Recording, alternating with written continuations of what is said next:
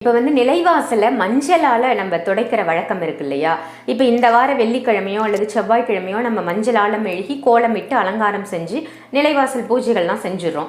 இப்போ அவங்க வந்து ஊருக்கு போயிடுறாங்க, ஒரு வாரம் அவங்க ஊரில் இல்லை, வெக்கேஷன் லீவுக்காக போயிட்டாங்கன்னா ஒரு வாரம் வரைக்கும் அந்த மஞ்சள் வந்து காஞ்சு போய் அது உதிர ஆரம்பிச்சிடும் இல்லையா? அது தவறான முறை தானே? அது மஞ்சள் வந்து காயலாமா? காயப்படாது. அதற்கு மாற்று வழி சார்? எப்போவுமே அந்த காலத்தை என்ன பண்ணுவான்னா, முதல் வெள்ளிக்கிழமை பண்ணி முடிச்சோன்னா ஞாயிற்றுக்கிழமை அதை அப்படியே எடுத்துருவாள், அல்லது அடுத்த நாள் வந்து அதை அப்படியே எடுத்துருவாள். ஒரு நாள் வச்சுருப்பாங்க, அடுத்த நாள் எடுத்துருவாங்க.